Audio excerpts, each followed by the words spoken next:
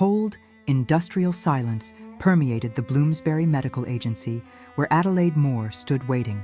She was not there to seek a typical domestic position. She was there to auction the biological output of her own body. Following her husband's death, the reality of the East End slums offered no other choice. Her only currency was the milk intended for her own 2-month-old infant. Doctors managed the quality control of the resource, inspecting Adelaide as if she were a prize mare in a marketplace. They checked the clarity of her eyes, the strength of her teeth, and the nutritional density of her milk. In 1872, a wet nurse was viewed as a biological vessel.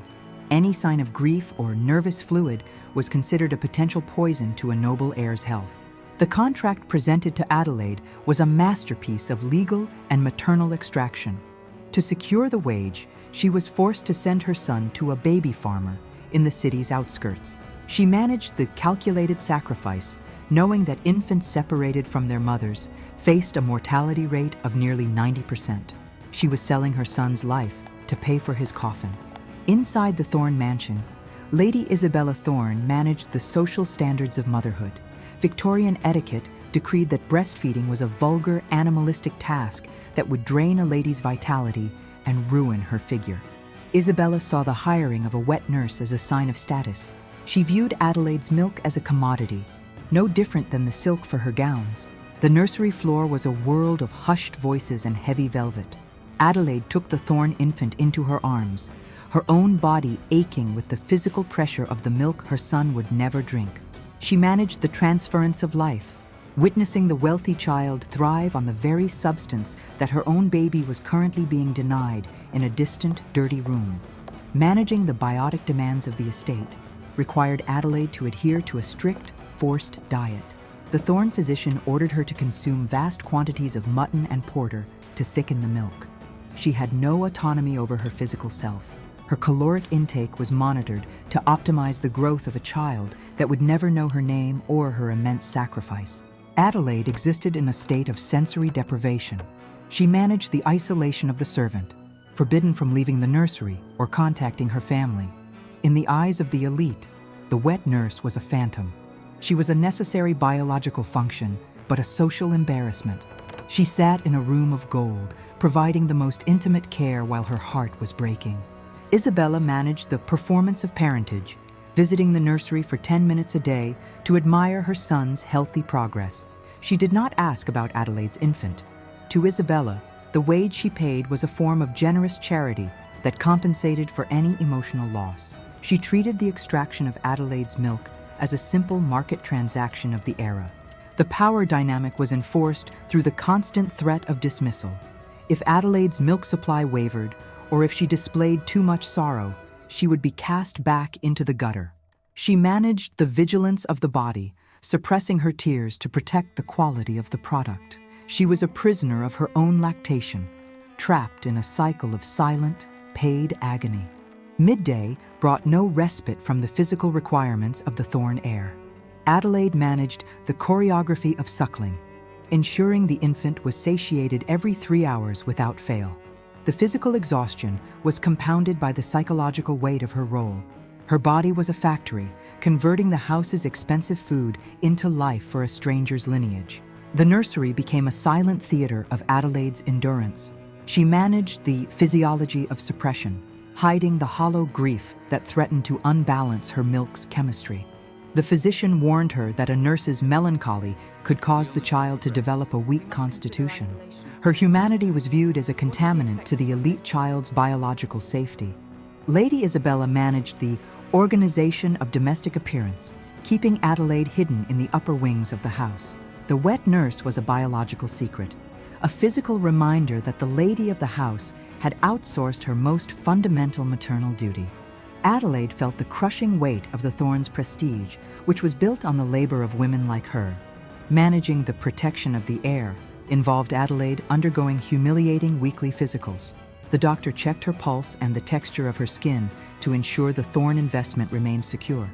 Adelaide endured the indignity of these inspections, knowing that every shilling earned was being sent to a baby farmer who rarely provided updates on her own child. Adelaide spent hours by the nursery window, managing the fear of the abandoned. She looked toward the soot-stained horizon of the East End, wondering if her son was still breathing. She knew that baby farmers often used quietness syrups, opium-based sedatives, to keep neglected infants from crying. She lived in a constant, paralyzing terror of the unknown.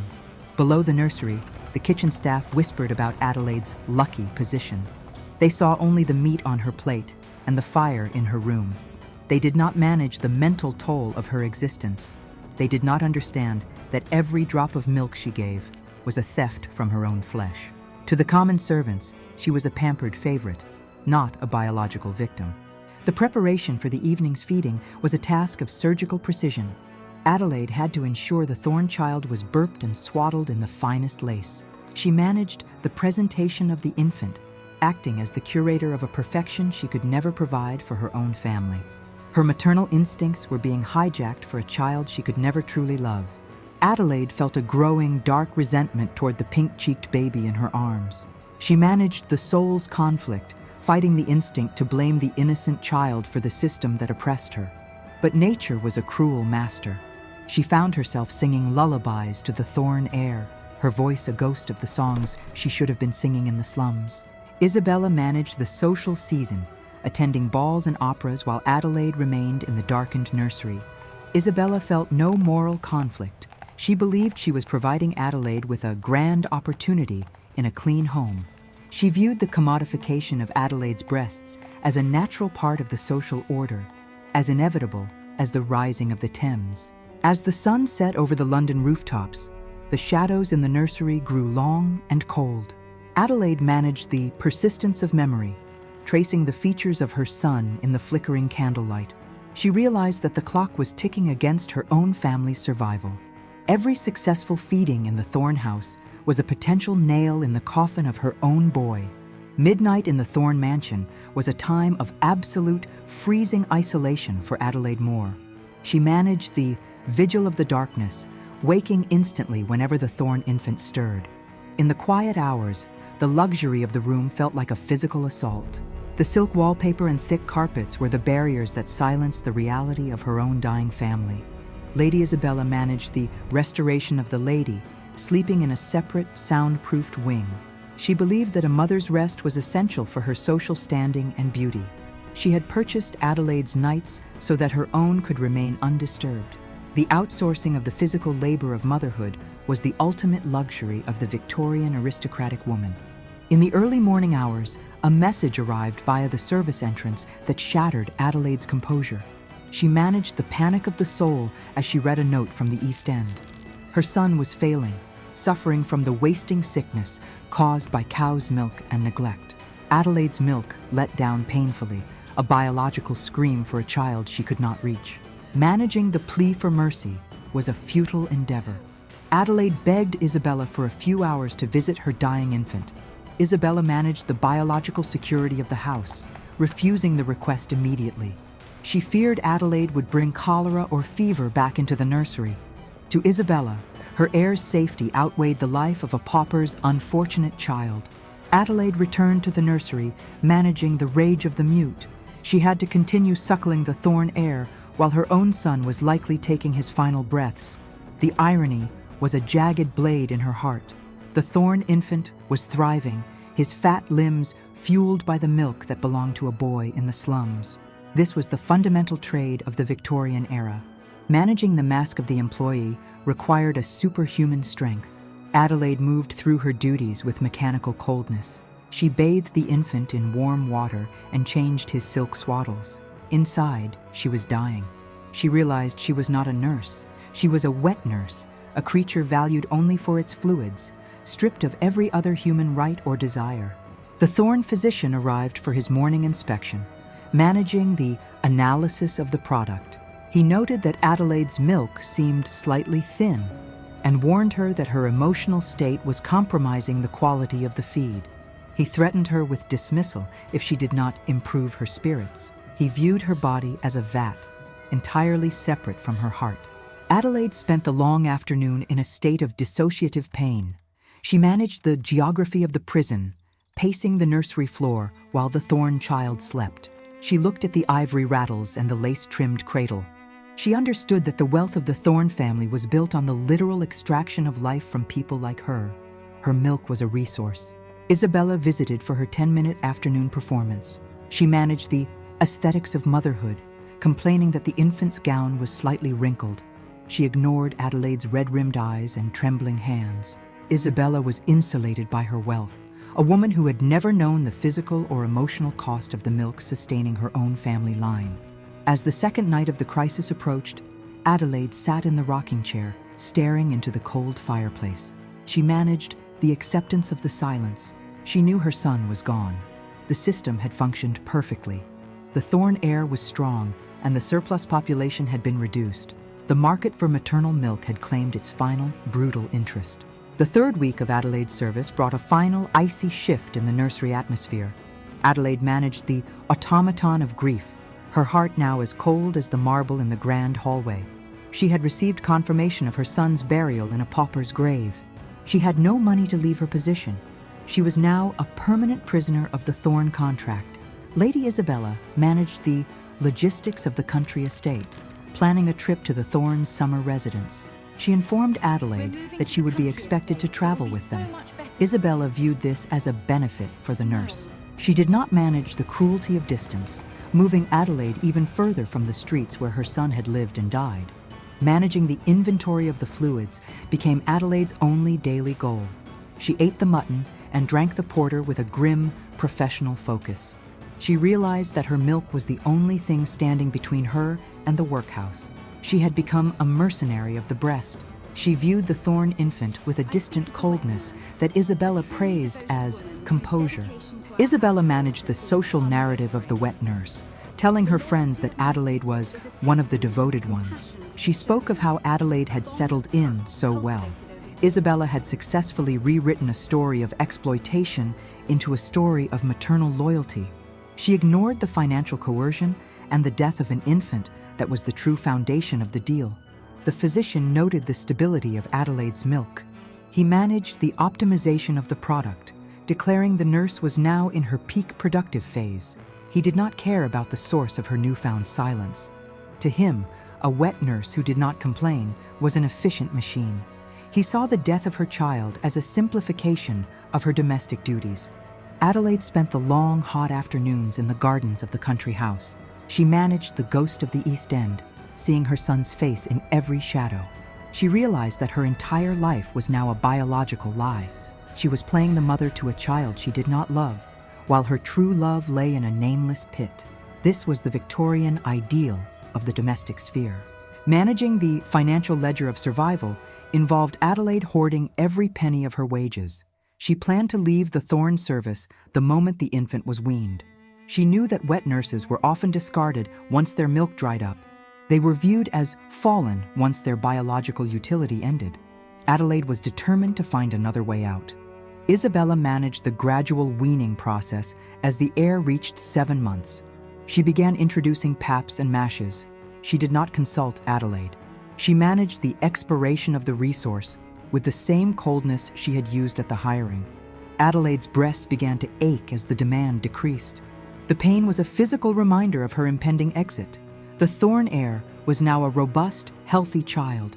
Isabella managed the victory of the nursery, taking all the credit for his constitution. She did not mention the woman who had actually nourished him. She did not mention the boy who died so her son could live. In the history of the Thorne family, Adelaide Moore would be a footnote, a nameless servant of the past. As Adelaide prepared her small cloth bundle to leave, she stood in the empty nursery. She managed the final reflection. She looked at the Thorne child, who was sleeping peacefully in his silk bed. She felt no malice toward him, only a profound, echoing pity. He would grow up in a world built on stolen milk, never knowing the price paid for his own strength. The final hour of Adelaide's contract at the Thorne mansion was a study in cold, Victorian efficiency. Adelaide managed the logistics of the exit, packing her few possessions into a small cloth bundle. She stood at the service entrance, her breasts still leaking slightly, a biological echo of a role that was no longer required.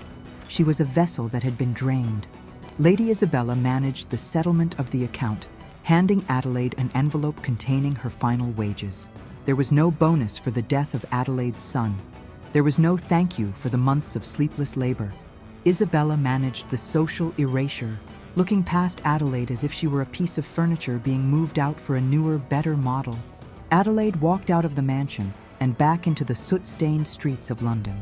She managed the geography of the return, feeling the transition from the velvet-lined walls to the harsh reality of the brick tenements. She realized that she was a different woman than the one who had entered the agency. She was a mother who had sold her soul for a coffin. Isabella managed the celebration of the heir's health, hosting a grand party to display her thriving son. She spoke to her social circle about the difficulties of finding good help. She portrayed herself as a martyr who had endured the presence of a lower-class woman in her home. She managed the historical narrative, ensuring the wet nurse was forgotten. Managing the physical recovery of the body was a long, painful process for Adelaide. Her milk eventually dried up, leaving her body feeling hollow and light. She managed the economy of the laundress, using her wages to rent a small room and start a new life. She worked until her hands were raw, trying to wash away the memory of the Thorne Mansion's silk. Adelaide visited the pauper's grave where her son was buried. She managed the ritual of the mourner, sitting in the cold rain. She realized that her son was the true price of the Thorne family's prestige. He was the invisible sacrifice on the altar of Victorian class standing. She felt a quiet, burning rage that would stay with her until her own final breath. Isabella managed the education of the gentleman, teaching her son to be a leader of the empire. He grew up believing in his own inherent superiority. He never knew that his bones were literally built from the milk of a woman who had lost everything so he could thrive. He was the product of a biological market he was never taught to acknowledge or understand. The legacy of the wet nurse system was a legacy of stolen motherhood. Adelaide managed the history of the silent, knowing that thousands of women had made the same brutal trade. They were the invisible infrastructure of the Victorian family, feeding the elite while their own children perished in the shadows. They were the biological foundation of a gilded age. Managing the closure of the heart involved Adelaide moving forward without hope. She lived a solitary life, never having another child. She could not bear the thought of another contract. She remained a sentinel of her own grief, a woman who had seen the darkest heart of the home and had survived its cold requirements through sheer desperate will. In the final assessment, the story of the Thorne wet nurse is a story of a world that valued property over life. Isabella managed the wealth, and Adelaide managed the pain. The milk flowed in one direction, from the poor to the rich, a river of white gold that nourished the future of the powerful while drowning the children of the exploited in its cold, silent wake. Adelaide stood by the Thames as the fog rolled in. She managed the final acceptance. She was no longer a nurse. She was just a woman with a memory. But the phantom pain in her breasts and the echoing silence in her arms would remain. She turned away from the river and disappeared into the grey London night, a ghost of the nursery, finally free of the Thorne. The Thorne mansion stood tall and proud, a monument to a time that refused to look at its own foundations. Inside, the heir slept, dreaming of power. Outside, Adelaide walked, her story untold and her sacrifice unrecorded. The history of the Victorian era remained, a tapestry of silk and milk, hiding the lives that were broken to keep the fabric whole and bright.